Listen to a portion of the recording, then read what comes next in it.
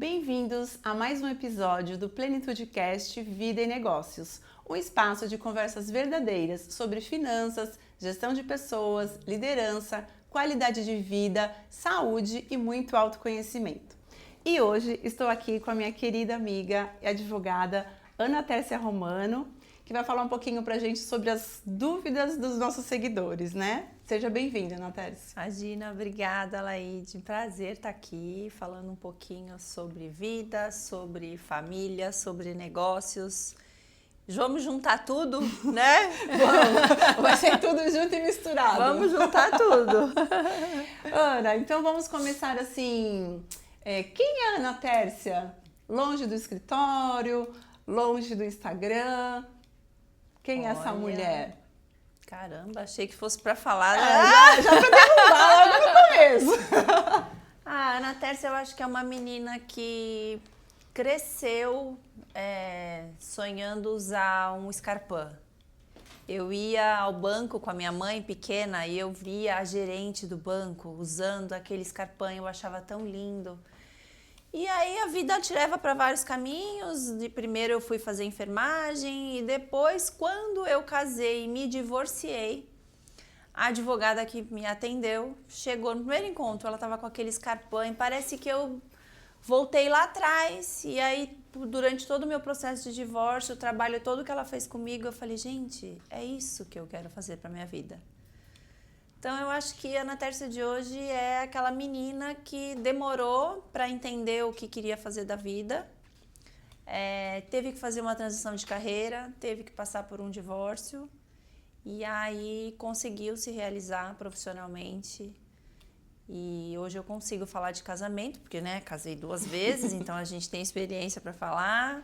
Sou mãe e a minha vida hoje é equilibrar tudo isso, né? Uma hora uma coisa cai um pouquinho, outra hora outra coisa, levanta e isso. Eu falo que o importante é a gente estar realizada, né? A gente tem que estar realizada, feliz, independente do tempo que a gente se descobre, né? Mas a gente se encontrando, ali a gente sabe, assim, qual é realmente o nosso propósito, né? Com certeza. Ana, então, assim, como você já começou falando do casamento, né? E dentro das perguntas dos seguidores foi o que mais apareceu. Foi casamento e união estável. Então, vamos começar assim. O que uma pessoa ela tem que ver antes do casamento? Porque geralmente a pessoa se preocupa muito, né? Com a festa, com o vestido, com a casa, com a família, mas ninguém se preocupa muito com essa parte jurídica do casamento, né? Sim. Você acha importante? O que você acha que a pessoa tem que se preocupar? Eu sempre falo, o mais importante quando a gente vai casar ou ter uma união estável, não é o bolo do casamento, não é o apartamento que você vai morar, não é o vestido de noiva.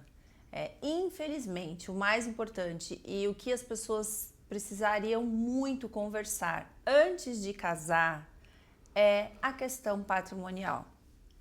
Qual é a situação financeira daquele casal? Porque uma coisa são 2 pessoas, 2 jovens de 25 anos que estão começando a vida agora, casarem e vão ter toda uma vida pela frente para construir um patrimônio. A outra coisa é você ter, de repente, 2 pessoas, sei lá, de 45, 50 anos, que já vieram de um outro relacionamento, que já tem filhos, que já tem patrimônio, e casar sem pensar na questão financeira, na questão patrimonial. Então, eu acho que hoje o mais importante e a maior falha das pessoas é casarem sem conversar sobre patrimônio. Infelizmente tem um tabu muito grande, as pessoas acham que falar de dinheiro, falar de patrimônio antes de casar é desconfiança, o outro vai achar que eu estou interessada no dinheiro, e não é, né? Eu acho que você falar disso antes de casar, muito pelo contrário, demonstra que você está pensando num relacionamento longo, está pensando realmente em compartilhar as coisas, né? Então, assim, eu acho que pensar no que a pessoa já construiu, no caso de pessoas que já vêm de relacionamentos anteriores ou não, de pessoas que já têm patrimônio e pessoas novas que vão começar do zero. Então, a questão patrimonial eu acho mais importante do casal, antes do sim, tratar desse assunto. Tá. E qual a diferença, Ana, sobre o casamento e a união estável? Porque muitas pessoas acham que é a mesma coisa, tipo, tô ali na união estável, é a mesma coisa que casamento, mas tem uma diferença, né? Sim, sim. Bom, a principal diferença de todas, o casamento, ele muda o estado civil da pessoa, né? Então, se você casou, você é casada, tá? Então, se vai casada, solteira, viúva, casada. Não existe o estado civil de união estável, o estado civil de companheira. Então, eu sou casada. Se você divorciou e vive em união estável, o seu estado civil é divorciada, tá? Então, em que pese o STF ele tenha equiparado a união estável ao casamento, e essa equiparação ela se deu mais para fins sucessórios que eu falo é quando tem o falecimento de um ou de outro. Na prática, ainda que tanto as pessoas que são casadas quanto as pessoas que vivem em união estável, elas tenham os mesmos direitos, existe no mundo jurídico uma diferença muito grande de alteração de estado civil. Então, olha o quanto isso impacta. Por exemplo, se eu vivo uma união estável, eu sou divorciada, mas vivo uma união estável. Eu posso comprar um imóvel sozinha, sem meu companheiro saber, entendeu? Ele tá achando que aquele imóvel que a gente tá morando lá é nosso. Eu posso vender, ele nem precisa assinar, porque na matrícula do imóvel vai estar que eu tô divorciada.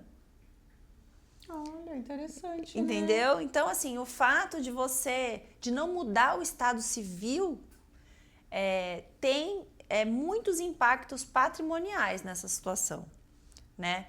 Então, se você vive numa união estável, por exemplo, e ela não é nem registrada, você não consegue, se você engravidar e ter filho, você não consegue ir lá registrar seu filho sozinha. Entendeu? Então, quando a gente pensa em direitos, as pessoas têm os mesmos direitos, os direitos de divisão de patrimônio, direito de pensão, têm os mesmos direitos, mas no dia a dia, juridicamente, tem uma diferença muito grande do casamento para a união estável. E geralmente, né, Ana, eu acho que as mulheres, elas são as que menos têm essa preocupação. Então, por exemplo, a mulher está numa união estável com o companheiro dela, mas ela não tem essa preocupação de ver, né? Eu tô junto, ele já falou que vai ser tudo dividido, mas não é só falou, né? Então tem essa tensão. Eu sempre que encontro as minhas amigas, quando eu vejo que alguém tá, né, divorciado, tá com alguém, eu sempre oriento, né? Então, assim, desde o momento que você vai entrar numa relação, mesmo que seja união estável, também existe um contrato, né? Sim, que a gente pode sim, mudar. sim. Porque tem gente que fala, eu peguei o contrato lá do próprio cartório, lá eles têm um padrão, né? E fizeram, Sim. assinaram. Mas a gente pode pôr as cláusulas que quiser, né? Sim, se você for a um cartório de notas, assim, na verdade, a união estável não precisa nem de papel para ela existir, né?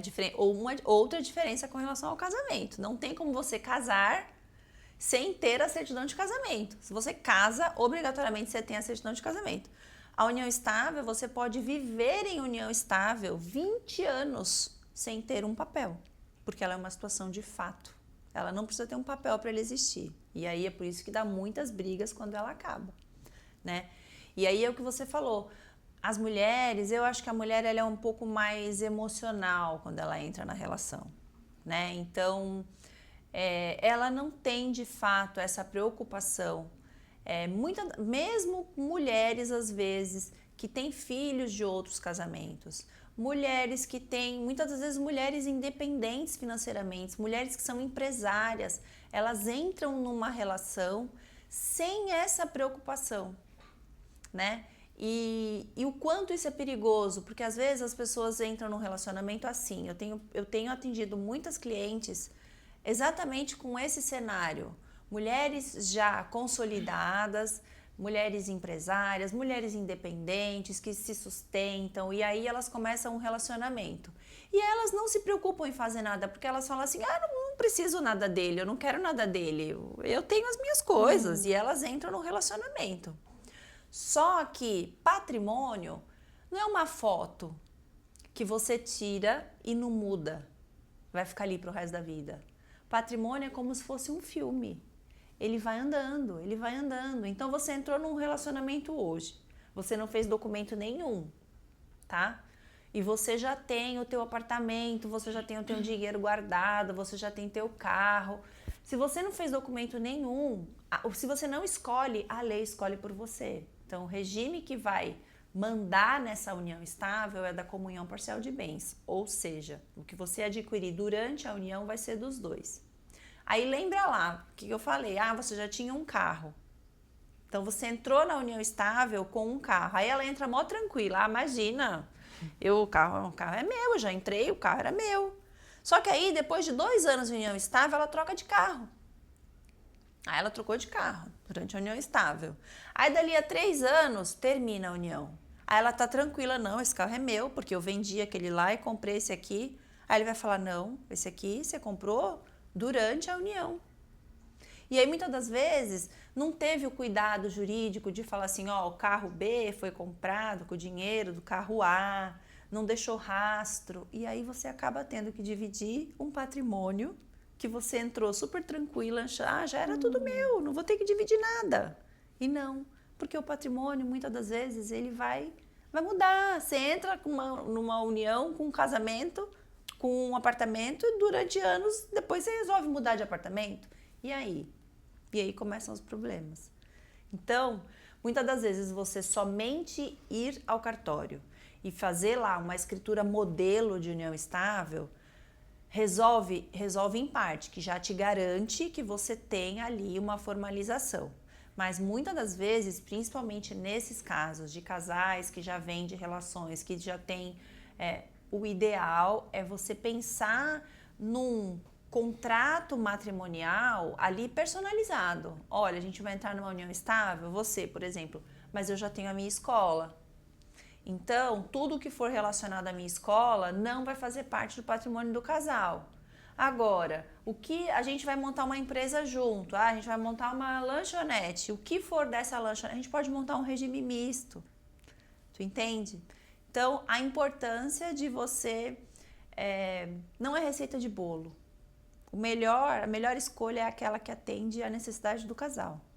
E, infelizmente, hoje tem ChatGPT, tem Google, tem tudo. E as pessoas acabam pegando um modelo padrão e que nem sempre vai atender à necessidade que ela tem. Sim, mas então, assim, o casamento e a união estável, praticamente, vamos dizer assim, perante a lei, é basicamente igual, né? Porque 2 anos juntos já tem direito. Em se falando em direitos, sim. Então, isso é uma coisa muito importante, não tem tempo. Então, muita gente acha que união estável, eu tenho que morar junto 2 anos. Não tem tempo, tá? A lei fala que é uma união pública, contínua e duradoura, com o objetivo de constituir família. Então, não importa se você tá há 2, 3 meses ou se você tá há 10 anos, se você entrar na justiça e comprovar que aqueles 3 meses foi uma união estável, vai ser reconhecida a união estável, tá? Aí, entre casamento e união estável, é aquilo, direitos praticamente são os mesmos. Então, vocês estão num casamento, se o regime for da comunhão parcial de bens, comprou um apartamento durante o casamento, a outra pessoa vai ter direito à metade. É uma união estável, comprou durante a união, mesmo que a outra não tenha dado dinheiro nenhum, ela vai ter direito à metade, tá? O que é o problema? É aquilo que eu falei. A união estável, ela, no dia a dia, ela não te garante algumas facilidades que o casamento te garante, principalmente quando ela não é formalizada. Então, por exemplo, pensa numa pessoa que vive numa união estável e não é formalizada. E aí o companheiro morre. Se o meu marido morrer, eu simplesmente vou abrir o inventário, eu simplesmente vou no INSS, vou levar a certidão de óbito e vou fazer o inventário.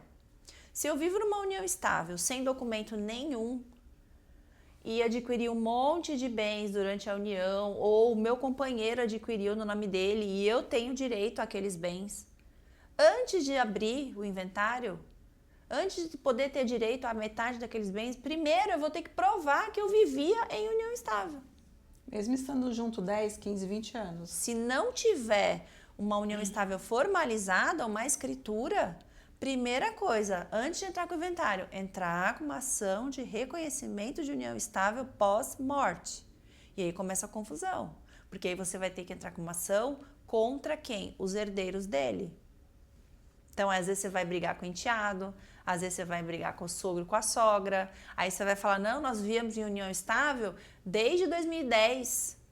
Ele comprou apartamento em 2011, 2010 a gente já estava junto. Aí os filhos vão falar, não, vocês começaram em 2015? Não, 2011 vocês não estavam juntos.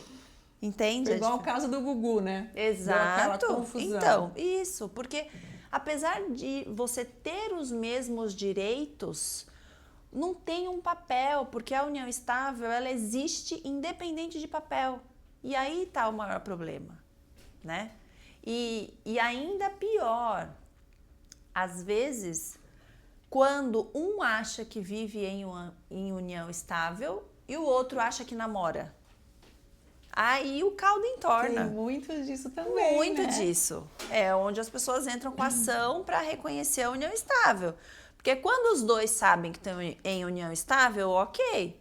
Agora, tem caso que não moram juntos, porque não é uma exigência morar junto.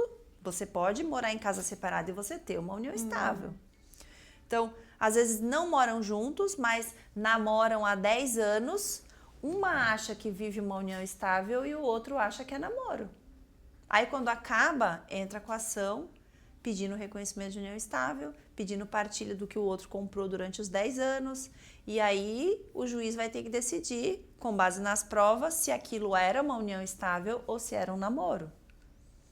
Entende? Nossa. Então, a falta de formalização, que é o que mais difere a união estável do casamento, é o que dá os maiores problemas quando acaba. Seja pelo fim da união estável em vida, seja pela morte, porque é o que eu sempre brinco, né? O casamento vai acabar. Você vai acabar. Ou você vai divorciar, ou você vai ficar viúva. Não tem outro fim para o casamento, né? E o importante é você estar preparado. E a união estável é a mesma coisa. Você está vivendo ali, você está vivendo. E se estiver na informalidade, você pode ter certeza que lá na frente alguma dificuldade, para não ser aquela assim, guru, vai ter problema. Mas uma dificuldade você vai ter. Tá.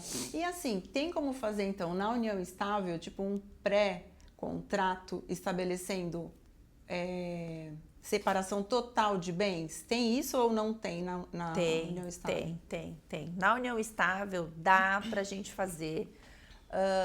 Na própria escritura de união estável, você estabelecer ali que vocês vão viver em união estável, que você a partir de tal data, e que o regime daquela união vai ser o da separação total de bens.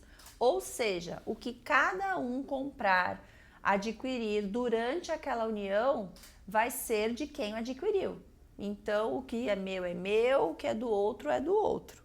Então, dá para você fazer uma escritura de união estável e estabelecer que o regime vai ser o da separação total de bens. Dá para você fazer uma união estável e estabelecer o contrário, não, vai ser o da comunhão universal de bens. Então, tudo que é meu é nosso, seja o que eu já tinha lá atrás, o que eu adquiri daqui para frente é nosso. E dá para você fazer uma união estável e até também, se for casar, dá para fazer um pacto antinupcial estabelecendo um regime misto. Que é aquilo que eu falei, olha, eu já tenho 47 anos, eu tenho uma filha, eu tenho meu escritório, mas eu vou casar novamente. Eu não acho justo o que eu já tenho misturar com o meu novo marido.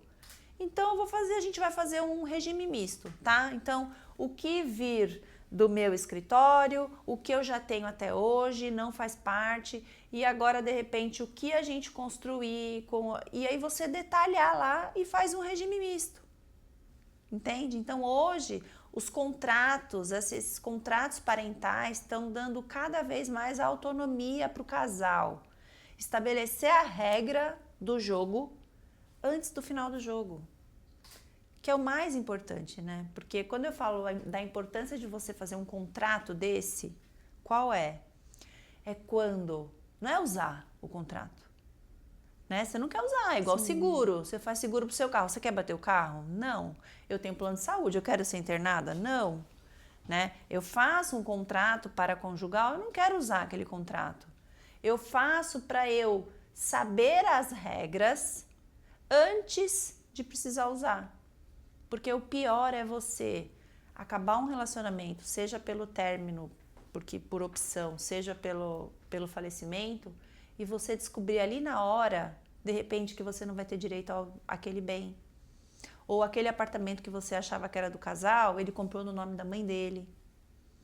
Né? Então, esses contratos é para, na hora em que o amor está reinando, que é muito mais fácil falar de dinheiro na hora que o amor está reinando. Né? Nessa hora, os dois estabelecem as regras e guardam na gaveta. O objetivo é não usar. É igual seguro de carro e igual seguro de vida. Ninguém faz seguro de vida porque quer morrer. Ninguém faz plano de saúde porque quer ser internado.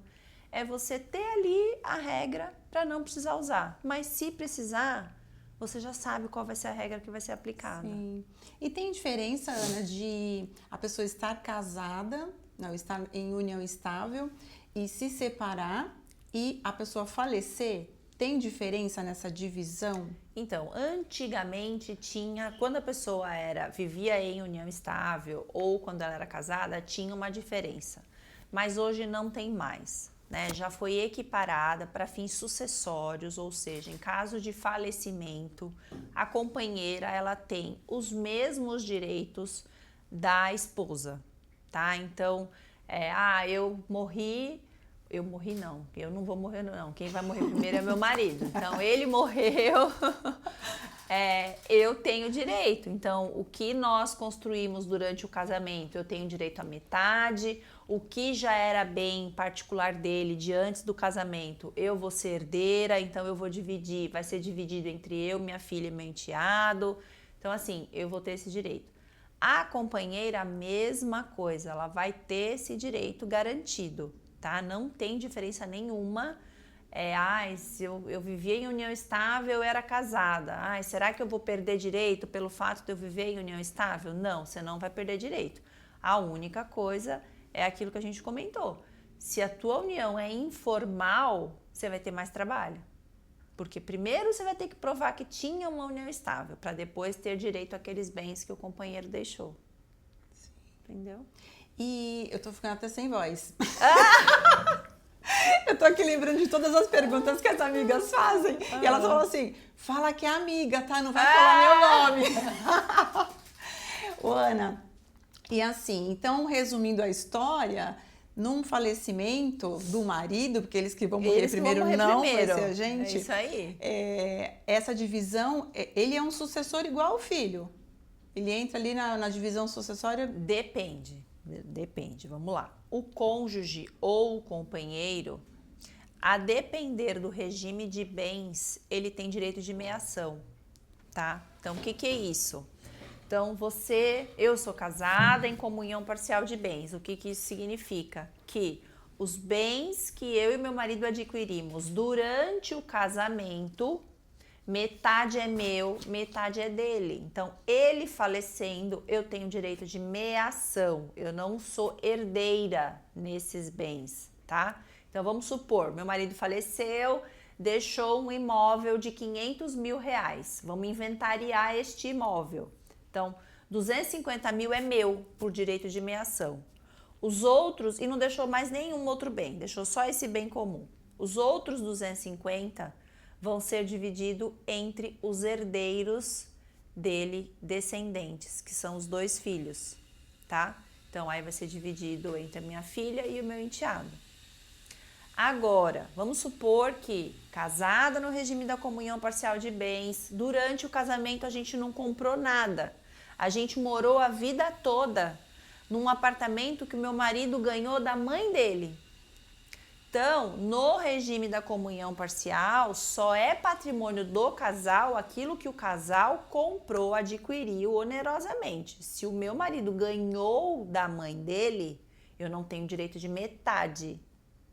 Aí, esse apartamento, eu vou ser herdeira junto com os filhos, tá? Então, na regra geral, que é a comunhão parcial, quando você, sobre um bem, se você tem o direito de metade, você não é herdeira. Agora, se aquele bem era um bem particular daquele que morreu e você não vai ter o direito de metade, aí você herda, tá? Aí você vai herdar juntamente com os outros herdeiros que ele deixou, seja filhos, se não tiver filhos, você pode dividir até com o sogro e com a sogra. Sim. E assim, Ana, sobre herança, né? Teve muitas perguntas também. As pessoas têm dúvidas, assim, eu tenho 3 apartamentos, posso deixar 2 para um filho e 1 para o outro filho? Ou posso deixar mais para um? Geralmente, é porque ele me ajudou, na minha velhice foi o que mais me acolheu, um nunca apareceu na minha vida, porque tem filho que, né, delarga os pais mesmo. Sim. Mas perante a lei isso não existe, né? Perante a lei é 50-50. Então, na verdade, o que acontece? A lei garante aos herdeiros necessários o que a gente chama de legítima, tá? Então, os herdeiros necessários, a eles tem que ser reservado 50% do patrimônio. Então, eu tenho, um patrimônio de 1 milhão. 500 mil eu não posso dispor, porque eu tenho que reservar para os meus herdeiros necessários. Os outros 500 eu posso fazer o que eu quiser. Posso doar para minha vizinha, eu posso doar para o meu outro filho que eu tenho mais afinidade, posso doar para quem eu quiser. Então, assim, esse exemplo que você deu, poxa, eu tenho 2 filhos, eu tenho 3 filhos, 2 eu nunca vejo, um tá sempre comigo, é quem me ajuda, é quem não sei o que, nananã. Tem como eu deixar mais para esse? Eu queria deixar mais para esse. Tem, porque você tem que ter em mente que 50% do que você tem, você não pode mexer. Mas os outros 50% você pode fazer o que você quiser. Então, você já pode fazer, de repente, uma doação em vida a mais para esse filho, de 50%. Você pode fazer um testamento, deixando 50% para esse filho. Então, dá para fazer, sim, um planejamento sucessório, beneficiando alguém, seja um filho, seja igual eu falei, seja um filho, seja uma vizinha, seja uma melhor amiga, nossa, eu tenho uma ONG. 50% do seu patrimônio você pode destinar para quem você quiser. Você só precisa reservar os 50% dos seus herdeiros necessários. E esses herdeiros necessários entra o marido, a esposa? Entra o cônjuge, entra o filho, entra. Tá. Como tem gente que se engana com isso? Já era meu. Eu atendo muitas mulheres no escritório. Não, doutora, a gente vai separar, mas isso aqui foi herança do meu pai. Eu comprei esse apartamento que a gente mora hoje com o apartamento que eu recebi do meu pai. Eu falei, então, mas você tem como comprovar isso? Você tem como comprovar que esse apartamento que você mora hoje, que você comprou esse ano, você comprou com a venda do apartamento que você vendeu há 3 anos atrás, que você ganhou do inventário do seu pai? Não tem como comprovar. Então, nem sempre o que é meu vai ser meu para sempre. Se você vai entrar num relacionamento achando que não, já é meu, depois se eu separar é só eu provar que já é meu. Não é assim, porque aquilo, o patrimônio você pode mudar. Você pode resolver vender o apartamento e comprar outro, você pode resolver vender o carro. O dinheiro ficou lá no banco. Quando é dinheiro, então, aí é mais difícil ainda, porque o dinheiro está lá no banco, você vai usar o dinheiro para comprar outras coisas, aí para você comprovar que aquele dinheiro você ganhou de herança, né? Então, assim, infelizmente, as pessoas só buscam consulta jurídica quando ela já tem um problema instalado, né? Nesse caso, o que é meu vai ser sempre meu. Então, voltando ao exemplo, eu vou entrar num relacionamento, eu já vivo numa união estável e a gente mora no apartamento que eu ganhei, que eu comprei com o dinheiro que eu recebi da herança. O que eu faço agora? Eu vou vender esse apartamento, que cuidado que eu tenho que ter? Então, é importante você consultar um advogado, porque você vai precisar comprovar que o apartamento novo que você vai comprar está sendo comprado com o dinheiro do apartamento que você ganhou de herança. E aí, de repente, já colocar na matrícula daquele imóvel, olha, esse imóvel aqui X está sendo comprado com o dinheiro da venda do imóvel Y. É você deixar o rastro do dinheiro. Porque daqui a 5 anos, 10 anos, ou quando um separar, ou quando o outro morrer, é muito mais difícil. Quando morre é pior ainda, porque quando morre, o outro não vai vir falar, não, gente, é verdade, o apartamento que a gente mora, ela comprou com o dinheiro da herança. Não, o que vai valer é o que está no papel, comprou durante a união. Os herdeiros não vão nem querer saber que era seu de herança, que você já tinha comprado, ou então que, você trabalhou 40 anos, você montou seu patrimônio, e aí depois você entra numa união estável, e também é isso que as pessoas também às vezes não se atentam. Quando você termina um relacionamento, a regra é uma. É a regra do divórcio, da dissolução da união. Quando um morre, a regra é outra. Então, vamos lá. Eu vou começar uma união estável hoje, tá? Hoje. E eu já tenho um apartamento e um carro. Beleza.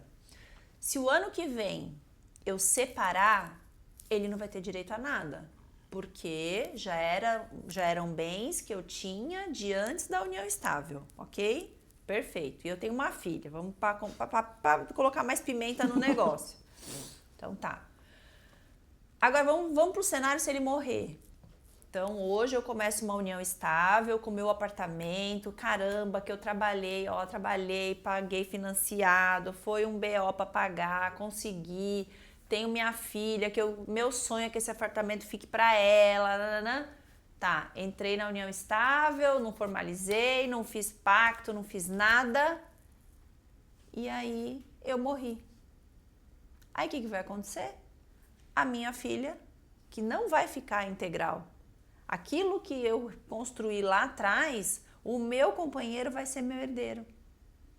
Então, o que eu construí sozinha lá atrás, antes de entrar na união estável, vai ser dividido entre a minha filha e o meu companheiro. Ai, isso é injusto demais, né? Pois é. Então, a regra é muito diferente. A regra para quando você termina via divórcio ou via dissolução é uma. Dá, muitas das vezes, para você entrar com o que é seu e sair com o que era seu. Agora, a regra para quando ocorre o falecimento é outra. A partir do momento que você viveu em união estável, se você não tem pacto, não tem nada, o teu companheiro vai ser teu herdeiro. E se você tiver filho, você vai falecer, ele vai dividir sua herança com seu filho. Então, hoje, assim, já tem uma proposta de reforma do Código Civil para o cônjuge e para o companheiro deixar de ser herdeiro. A gente não sabe se vai passar ou se não vai, mas atualmente o que a gente tem feito? A gente tem feito planejamentos matrimoniais onde a pessoa renuncia aquele direito de concorrer na herança, por exemplo, com o enteado. Entendeu? Então, vamos lá, eu vou entrar numa união estável agora, ou eu vou casar de novo, eu posso fazer um pacto antinupcial, escolhendo o regime de bens, e além do regime de bens, a gente pode estabelecer que, no caso de falecimento de um ou de outro, que a gente renuncia o direito de concorrer à herança.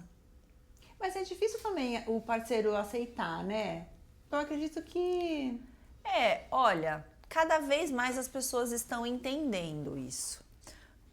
Quando se trata de casais que já têm filhos, porque às vezes um já tem, o outro também já tem um patrimônio. Então eu acho que também são casais que já são mais maduros, conseguem entender, né? Você chega e fala assim, olha, eu tenho meu patrimônio, eu tenho meus filhos, eu gosto de você, eu quero viver com você, mas eu não acho justo o que eu construí até hoje que seja...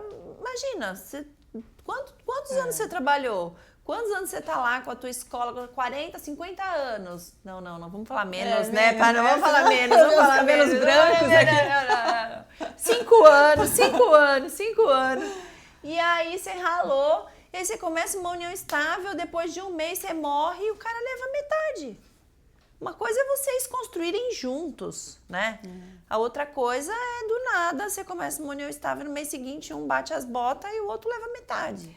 Eu acho que o casamento é mais fácil, que nem você falou, né? O casamento, os dois jovens vão começar uma vida. Ok, se até estão deslumbrados, mas Sim. eles não fizeram nada, é mais fácil para resolver, né? Sim, porque agora, vão o casal construir maduro, junto.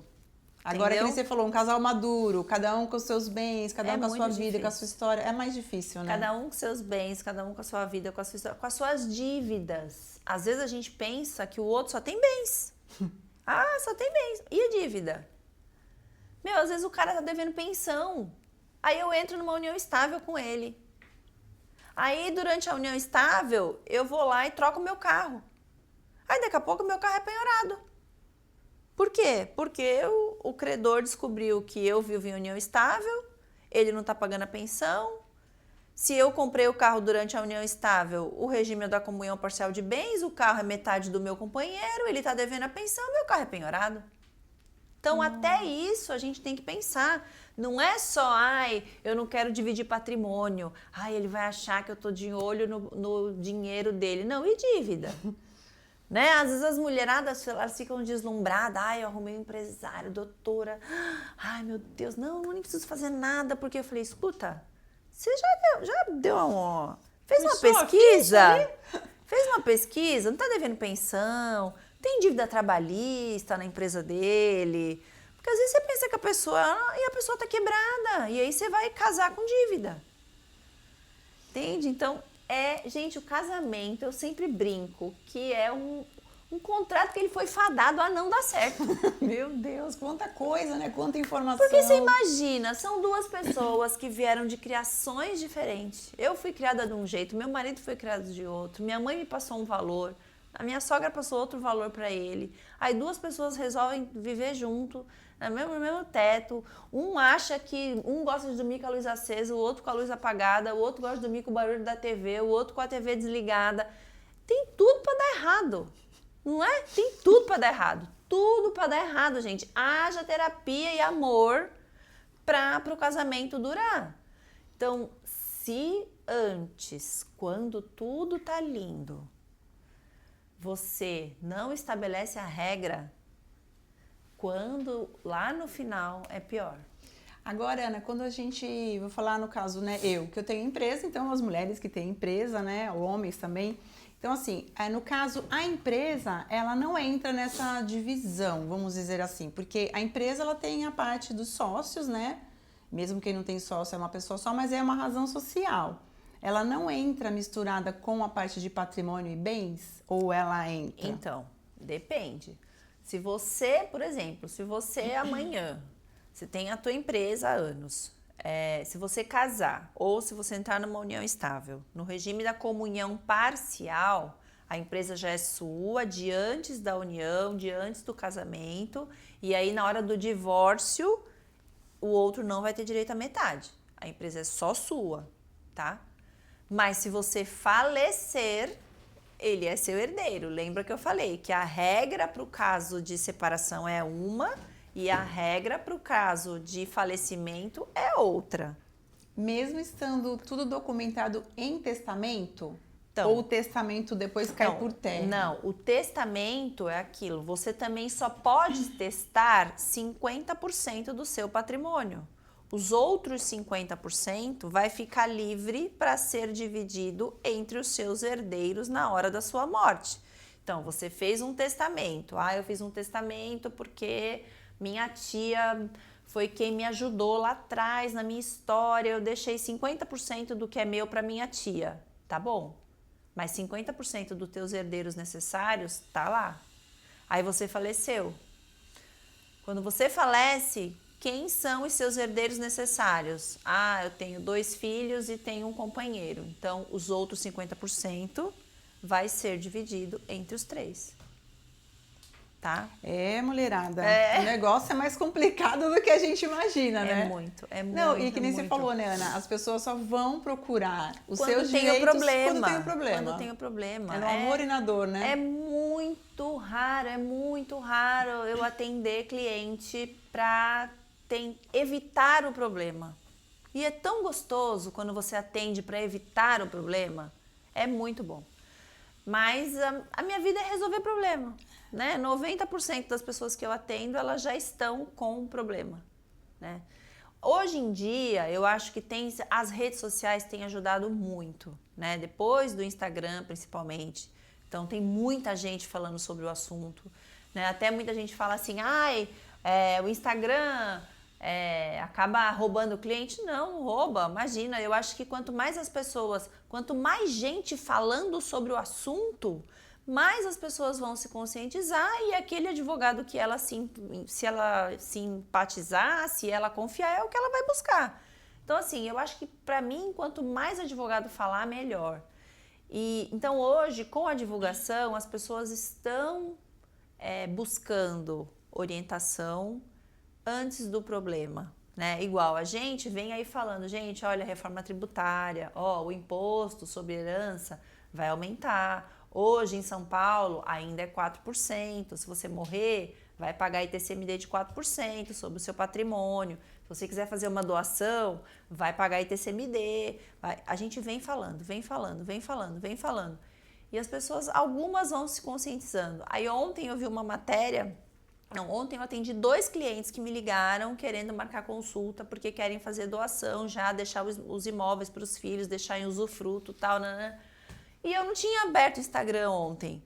Aí um falou assim, não, doutora, eu já quero fazer, porque eu vi que agora até o presidente fez, então o negócio vai ficar sério. Eu falei, até o presidente fez? Depois que eu fui, não sei se é verdade, gente, tá? Não sei, mas eu vi que tem matéria que o presidente Lula fez a doação em vida de parte do patrimônio dele já para os filhos dele. Falei, gente, então, a gente está aqui falando que o imposto vai aumentar. Então, eu achei engraçado o cliente falar, não, doutora, já vou fazer, porque se até o presidente fez, é melhor fazer, porque alguma coisa vem. Então, assim, as pessoas, acho que com a conscientização, as pessoas estão buscando, mas ainda é um número muito pequeno. E eu vejo assim, né, Natércia, eu conheci você pelas redes sociais, então foi na época da pandemia. Né? A gente ficou em casa, começou a ver mais, né? E eu olhei ali aquela mulher linda, falava super bem, falei, meu Deus, quero conhecer mais, né? E fiquei indo a fundo, fui ver, você era de Santos. Eu falei, não acredito. Aí a gente marcou uma consulta, né, online e tudo. E você vê, olha, de 2020 a gente já tá junto aí há 6 anos, olha. E no fim a gente já se conhecia, né? Já tinha uma vida, né? No Casqueiro, enfim, foi muito gostoso, assim, conhecer você. Ela arrumou minha vida também, viu, gente? Arrumou um monte de coisa. Mas, assim, a informação, ela é muito importante, né? É bom que um questiona o outro, a gente manda lá o aviãozinho para ver se tá certo, né? Exato. Mas quanto mais informação, eu acho que é muito importante. Ô, Ana, e como é que ficam os filhos nessa bagunça toda? Né? Porque eu vejo, assim, na escola... Às vezes o pai quer o melhor pro filho. Tá ali, escolheu a melhor escola, foi com a mãe, levou vó, levou madrinha e tal. Separou... Parece que não é mais filho, aí quer tirar, quer pôr no município, quer colocar numa escola mais barata. Então, assim, muda também essa visão dos pais. Eu não sei o que acontece. Eu acho que, assim, sempre me perguntam assim, o que é a pior das coisas para levar para um processo de divórcio? Eu acho que o pior para você levar para um processo de divórcio é a briga do casal. O casal mal resolvido, aquele casamento mal resolvido. Quando aquela briga, eu falo aquela briga emocional mesmo, a parte, né, entra no processo, é muito complicado. E aí, na maioria das vezes, acaba respingando nos filhos. Então, você acaba... Aquele pai que ele nunca foi, não sabe nem onde é o consultório da pediatra do filho, não sabe nem quem é a dentista do filho, não sabe que horas é a natação. Tudo bem, porque a preocupação dele sempre foi trabalhar para manter a casa. Ok, era um ajuste do casal, né? Aí aí lá no divórcio, a mãe fala assim, não, doutora, mas eu quero a guarda porque eu sempre fiz tudo. Ele nunca fez nada, ele não sabe onde é o pediatra, ele não sabe qual é o remédio que meu filho toma todo dia. Aí o cara, ele quer brigar pela guarda, ele ainda quer brigar para ficar com o filho 15 dias, achando que se o filho ficar na casa dele 15 dias, ele não vai precisar pagar pensão. Então, as pessoas, elas querem levar aquela questão mal resolvida do casal para dentro do processo. E aí, na maioria das vezes, acaba se utilizando dos filhos, quando tem filhos, e quando não tem, a questão patrimonial. Então, é muito comum, igual você falou, né? Às vezes o casal tá lá, casados há anos, a criança tá na escola, eles estão pagando a mensalidade, com atraso, sem atraso, mas tá lá, criança bela e formosa.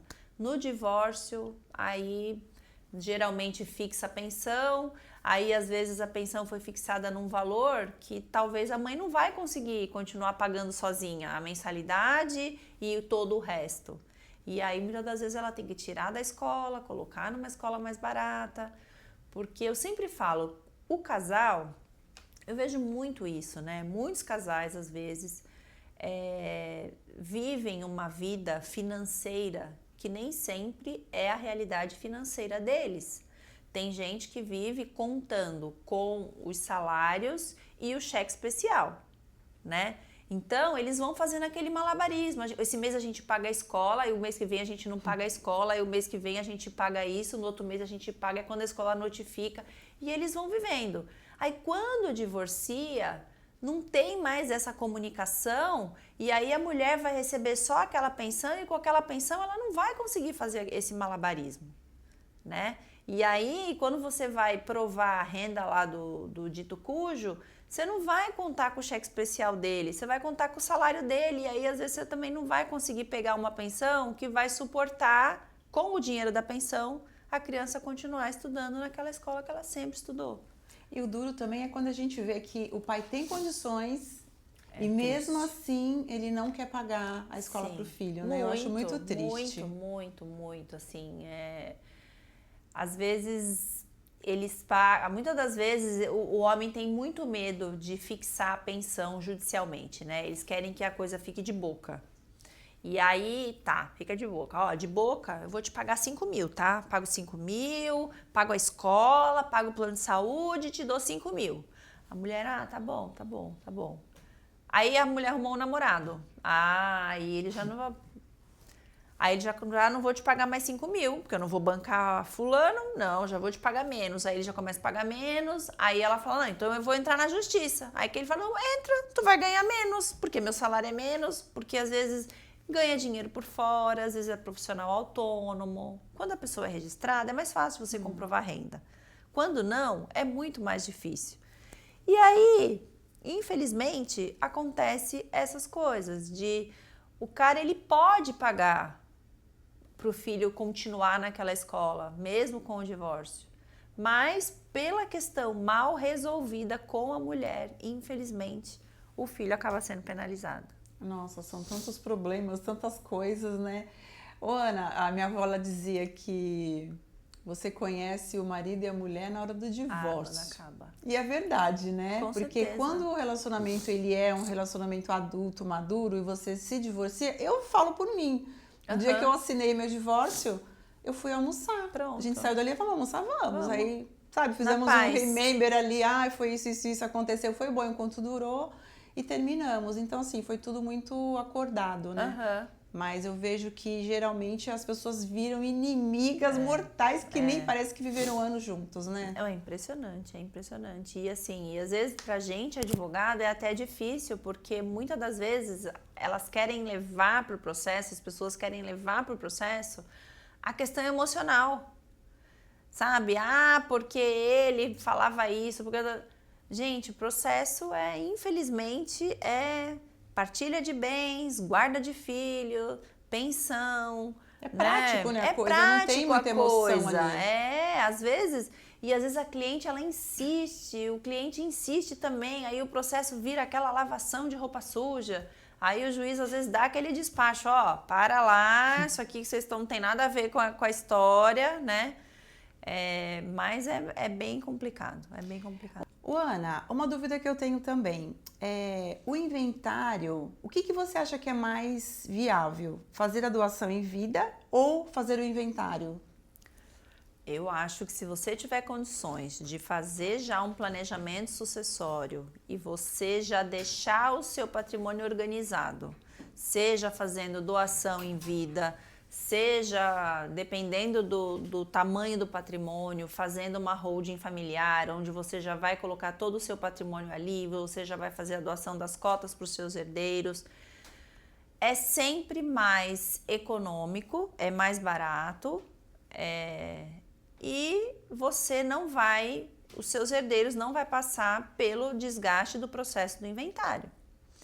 E às vezes, então assim, resumidamente, você fazer em vida é mais barato. Porque, por exemplo, o que eu cobro para fazer uma assessoria numa doação de um imóvel, para deixar usufruto, para colocar cláusulas que garantam aquele patrimônio, é mais barato do que eu cobro para fazer o inventário daquele mesmo imóvel.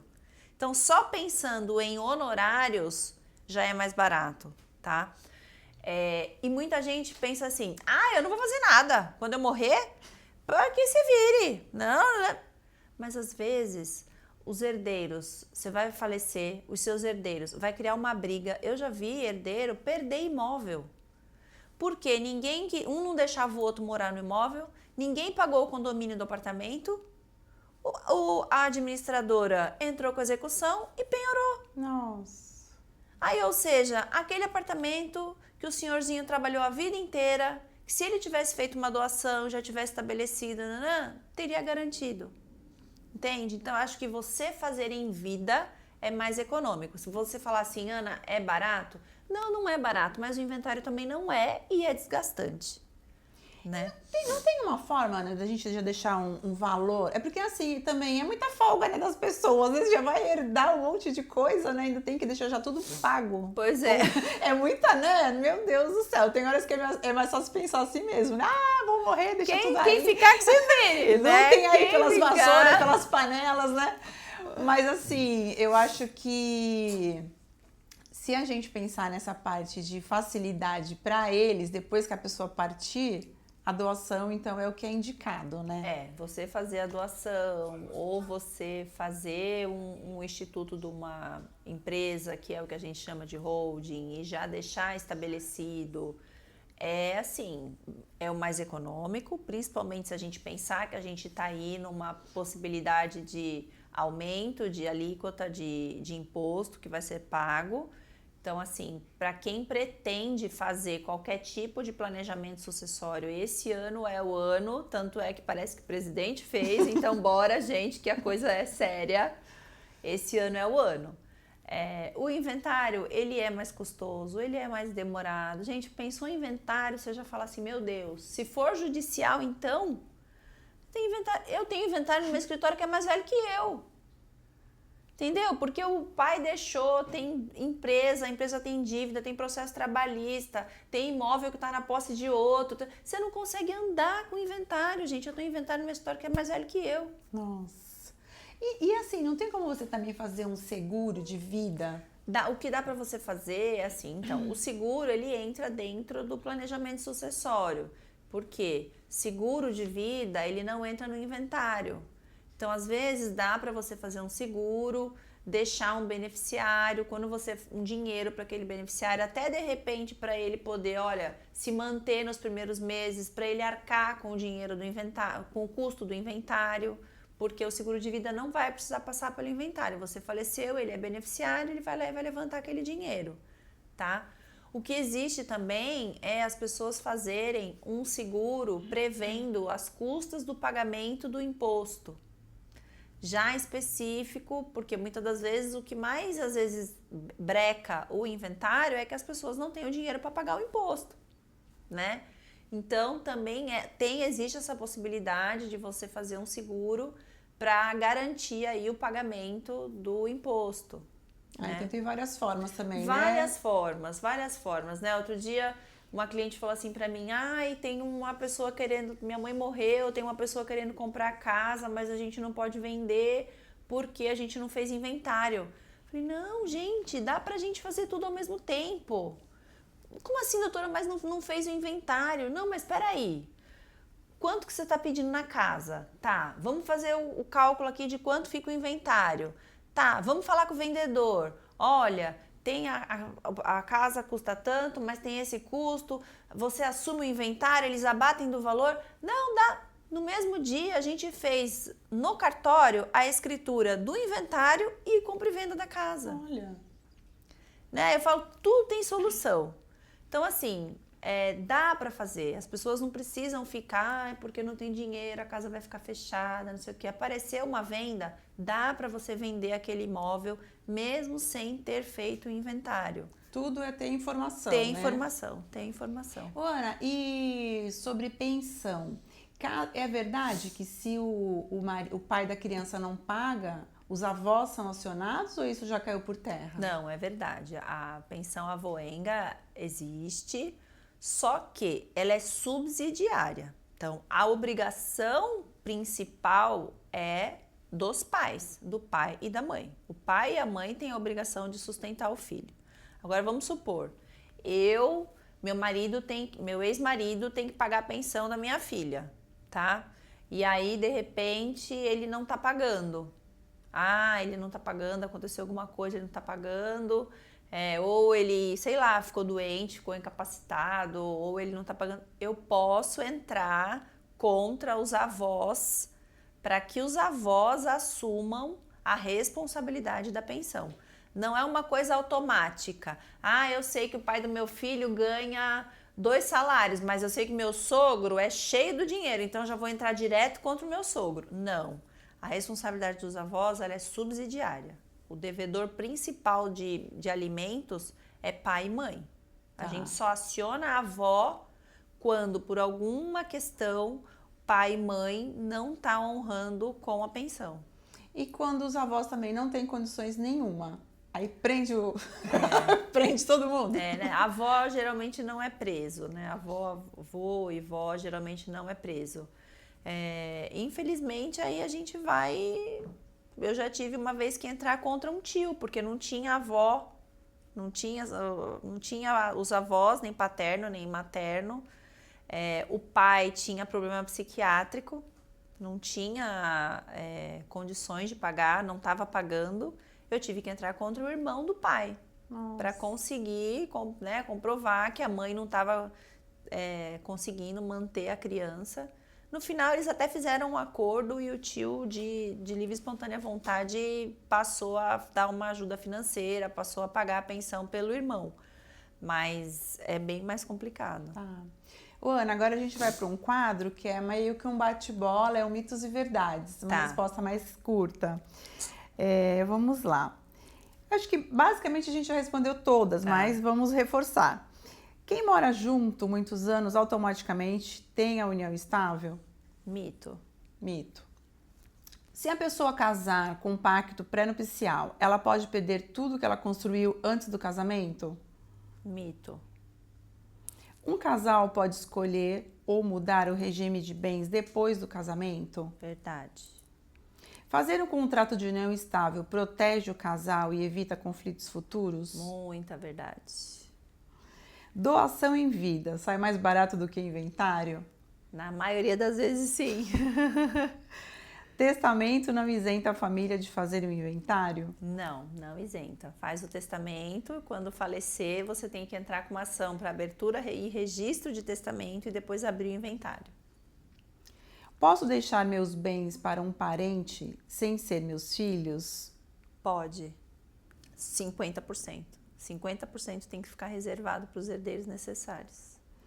Ana, e depois dessa nossa conversa aqui de quase 1 hora, né? Qual se você pudesse dar um único conselho para as pessoas na parte jurídica, qual seria? Eu acho que a pessoa ela tem que entrar num relacionamento, mas ela não tem que entrar alienada.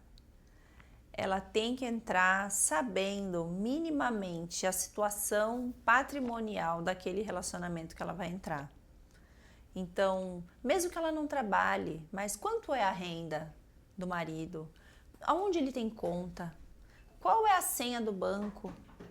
Qual é o documento? Cadê o documento da nossa casa? Então, eu acho que uma coisa é você delegar a administração da família para o marido ou para a esposa. A outra coisa é você delargar. Porque nem sempre, quando acaba, você pode ter problema porque a pessoa fez uma sacanagem com você. Às vezes a pessoa... Na pandemia, eu fiz um inventário de um casal lindo, maravilhoso.